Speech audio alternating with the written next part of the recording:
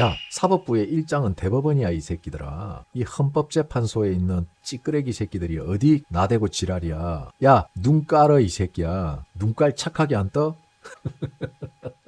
그래서 민주당이 재선거를 안 받는 거는 이해가 가. 왜? 이 판이 뒤집어지니까. 그런데 왜 국힘이 전국 재선거 주장을 안 하지? 누군가가 타협안을 들고 나와서 중재를 하려고 한다. 한번 잘 생각해 보시기 바랍니다. 왜 이럴까? 국민의힘. 도대체 왜 지들이 중재를 하고 났을까? 그것도 국민들이 납득할 수 없는 중재안을 가지고. 자, 드디어 대한민국 법원과 헌법재판소가 붙었습니다. 이거 며칠 전에 올라온 이야기인데 이 이야기는 꼭 형님들에게 말씀을 제가 드리고 가야 됩니다. 자, 형님들은 헌법재판소에 있는 판사하고 대한민국 법원에 있는 판사하고 누가 더 급이 높을까요? 그러니까 직책으로 따지자면, 계급으로 따지자면 심각하다. 대법원이 훨씬 높습니다. 직급으로 따지면은 훨씬 높아요. 그래, 사실 우리 일반 국민들이 이런 거 생각할 게 뭐가 있어. 그런데 이 헌법재판소가요, 박근혜 대통령을, 우리 박통을 탄핵시키고 나서 갑자기 헌법재판소에 권한이 올라가기 시작. 그리고 그 사건 이후, 박근혜 대통령의 탄핵 사건 이후 많은 국민들이 헌법재판소 판사가 대한민국 사법부에서 가장 높은 직위를 가지고 있고 영향력이 있는 사람으로 착각을 하게 됩니다. 그리고 헌법재판소는 헌법재판소에 있는 헌법재판관들이 바로 그런 자아도취에 빠지게 됩니다. 그리고 자기네들이 더 높은 위치에 있다는 망상과 매너리즘에 빠지게 됩니다. 그래서 어느 순간부터 헌법소원으로 제청이 된 사건에 대해서 헌법재판소가 갑질을 하기 시작해요. 헌법소원을 제청했을 때 60일, 90일 기간이 있는 시한부 사건에 대해서 헌법재판소가 1년씩, 2년씩 끌어버립니다. 특히 정치적인 사건에 대해서. 여기에서 지금 현재 대한민국의 사법부인 최고 수장인 대법원에서 바로 헌법재판소에 태클을 걸었습니다. 자, 제가 형님들에게 말씀드렸죠. 기억나십니까? 며칠 전에. 지금 현재 대한민국은 법원 내부에서도 편이 갈려서 치열하게 싸움을 하고 있다. 법리주의, 즉 법리만 가지고 재판을 하는 판사와 판결하는 지 기분 따라 판결하는 판사와의 싸움이 일어났다. 이렇게 보시면 됩니다. 좀 더 정확하게 이야기하자면 T와 F의 싸움이다. 그러면 무슨 싸움이 있었느냐? 아까 제가 말씀드렸죠. 30일, 60일, 90일 내에 평결을 내려줘야 되거나 판결을 내려줘야 되는 헌법소원이라든지 헌법 제청에 대한 이런 헌법재판소의 판결을 받아야 되는 사건에 대해서 헌법재판소가 정치적으로 정치에 개입을 해서 1년씩, 2년씩 묵혀버리는 게 있다. 근데 이번에 한 사건이 터졌죠. 피고인이 재판 과정에서 위헌법률심판 제청을 했는데 헌재가 4년이나 심리를 진행하지 않았어. 그것 때문에 대법원이 드디어 선전포고를 날려버려. 피고인의 신속한 재판을 받을 권리 등 헌법상 기본권 침해로 판단했다. 그래서 헌법재판 지연 사유를 묻는 의견서를 대법원에 제출하라고 헌법재판소에 행정처분을 지시했습니다. 자, 이거는 형님들 단순히 인스타나 SNS 이런 곳에다가 우리 헌법재판소 일이 바빴어요, 이게 아닙니다. 행정처분이라는 거는 말 그대로 행정이에요. 법원에서 피고인의 신속한 재판을 받을 권리에 대한 침해가 상당해 보이므로 거기에 대한 너네들 의견이 뭐냐? 라고 행정적으로 공문서로 질문을 때려버립니다. 자, 왜 법원은 이렇게 공식적으로 행정우편으로 뭔가를 요구할 때는 형님들이 아셔야 될 게 있어요. 근거를 남기기 위함인데 그 근거를 어디에 쓸까요? 그렇죠. 제재를 가하는 데 사용하는 거죠. 그렇다는 거는 이번 이 사건에 대해서 헌법재판소가 명확하게 신속한 재판을 받을 국민의 권리를 침해한 정황이 있다면 법제처에서 징계를 줄 수도 있다는 이야기. 대한민국 헌법재판소가 생긴 이래로 대법원에서 행정적 처벌로 의견서를 제출하라는 건 처음 있는 일이에요. 정면으로 들이받은 거지. 이제 명분이 만들어졌잖아. 그러니까 봐봐. 법원 내부에서 서로 이 회의가 있단 말이야. 그러면은 법원 내에 어떤 회의가 있다든지 안 그러면 메일로 서로의 의견을 이거 왜 이렇게 지연됩니까 하고 서로 소통을 하거나 안 그러면 사적으로 전화를 하거나 안 그러면 법원 내부에서 법원 팀에서 법제처에서 문의를 하거나 이거 빨리 좀 처리해 주세요. 이런 식으로 간단하게 약식으로 이제 진행이 되는 게 있는데 헌법재판소가 생기고 나서 의견서를 제출하라고 대법원에서 압박을 가한 거는 이번이 처음이란 말이야. 왜 이렇게 했을까? 왜 그럼 그동안은 못했을까? 명분이 없었던 거야. 근데 이번에 그 명분이 하나 걸린 거지. 왜? 이렇게 요구했다는 거, 만약에 헌재에서 그럴듯한 핑계를 대면은 그거를 물은 대법원이 공격받을 수도 있거든. 그런데 헌법재판소가 빠져나갈 수 없는 뭔가 명확한 명분을 찾았기 때문에 대법원에서 공격이 들어간 거야. 헌법재판소에서 어떤 핑계를 대더라도 신속한 재판에 대한 국민적 침해를 대신할 수 없다는 거지. 그런 분석이 끝났기 때문에 헌법재판소에 때려박은 거야. 그러니까 대법원 판사들이 그동안 참고 꾹 참아온 거야. 그리고 4년을 채웠어. 그 4년을 채우고 나서 의견서를 제청을 한 거지. 그런데 잘 봐봐 형님들. 그동안 한 번도 없었지.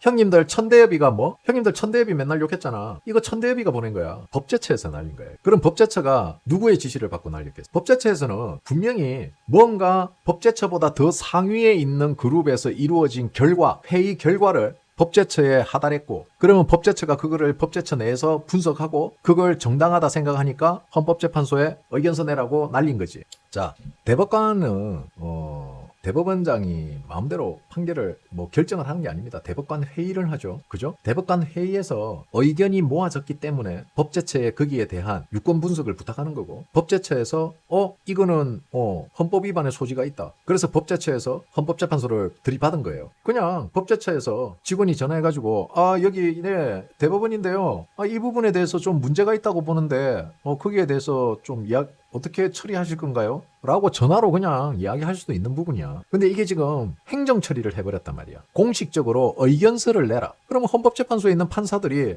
의견서를 지네들끼리 대가리 짜면서 헌법재판소 내에서 그 의견서를 공식적으로 대법원에 답변을 보내야 돼요. 그런데 대법원이 헌법재판소가 충분히 가능성이 있는 일을 했다면은 그럴 수도 있겠구나라고 생각된 부분이었다면은 그렇게 공문을 보낸 거에 대한 헌법재판소의 공격이 거세지겠죠. 근데 대법원이 왜 공식적으로 공문을 보냈냐? 헌법재판소가 빠져나갈 수 없다는 걸 명확하게, 쉽게 말하면 완벽한 플랜을 딱 짜서 보낸 거예요. 지금 빠져나갈 수 없는 상황을 만든 상태에서 들어간 거라고. 자, 이렇게 되면 어떻게 되죠? 제가 잘 쓰는 말, 그렇지, 법원 내에 서열 정리가 완벽하게 되는 겁니다. 야, 사법부의 일장은 대법원이야 이 새끼들아. 이 헌법재판소에 있는 찌끄레기 새끼들이 어디 나대고 지랄이야. 꿇어. 그래, 그게 낫겠다. 야, 눈 깔어 이 새끼야. 눈깔 착하게 안 떠?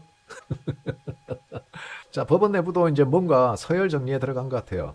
자, 대한민국 법원의 입장은 명확합니다. 모든 국가 권력이 헌법의 구속을 받듯이 헌법재판소 역시 헌법의 구속을 받아야 한다. 헌법을 재판한다고 해서 헌법재판소가 헌법 위에 군림하는 것은 절대 아니다라는 건 명백한 서열 정리를 하고 있다는 겁니다. 또한 국민의 기본권을 헌법재판소가 침해한다면 대한민국 사법부인 법원의 사법심사 대상이 될 수도 있다. 누가? 헌법재판소의 헌법재판관들. 완벽한 서열 정리에 들어갔죠. 자, 왜 이런 서열 정리가 들어갔냐? 그 배경을 좀 따져보면은 일종의 밥그릇 싸움이에요. 이 밥그릇 싸움이 형님들이 생각하는 그 밥그릇이 아니에요.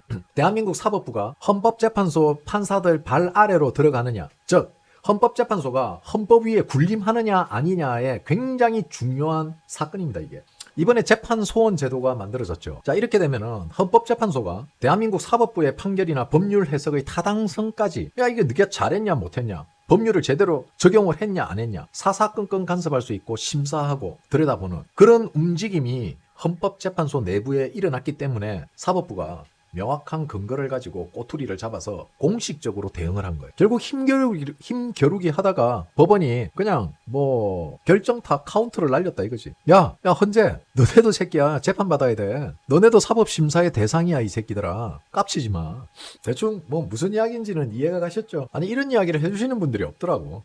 자, 오늘 전국 교수 모임인 정교모에서 드디어 시국선언이 나왔습니다. 시국선언이 나왔고 전면 재선거를 해야 된다 하는 시국선언이 나왔습니다. 자, 저는 오늘 형님들에게 한 가지, 제 방송을 들으시는 분들은 다양한 분들이 많으시죠, 그죠? 자, 저는 이게 너무 이상해요. 그래서 형님들에게 오늘 점심때 형님들 스스로가 좀 생각해 볼 수 있는 제가 아젠다를 하나 던지고 가겠습니다. 그게 뭐냐면은, 자, 형님들 지금 대한민국 정당 지지율 한번 볼까요? 국민의힘이 46.8%, 민주당이 35.9%입니다. 전국 전체 지지율이 국민의힘이 46.8%, 민주당이 35.9%인데, 아니 이렇게 지지율이 우세한데 왜 재선거를 안 하지? 지금 현재 분위기로는 형님들 재선거 하면은요, 경기도하고 인천도 국힘이 이깁니다. 경기도하고 인천에서 국민의힘이 45.7%, 민주당이 36.7%, 오차 범위 밖이에요. 9% 차이로 이기고 있습니다. 서울은요, 서울은 민주당 28.4%, 국민의힘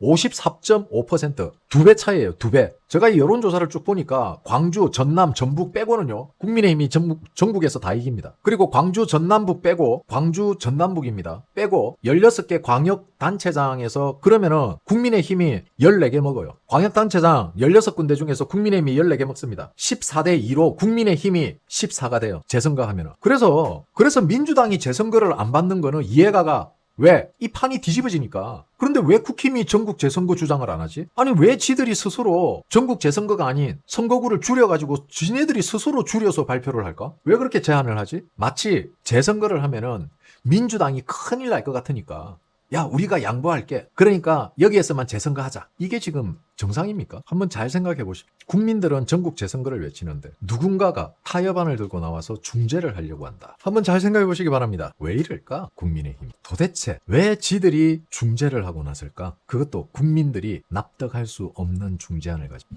자, 오늘 점심방송 여기까지 하겠습니다. 저는 저녁방송으로 돌아오도록 하겠습니다. 런치 브로드캐스팅 라이브 스트림 점심방송 여기까지입니다. 편안한 오후 되십시오. 감사합니다. 저녁방송에서 뵙겠습니다. 멸공.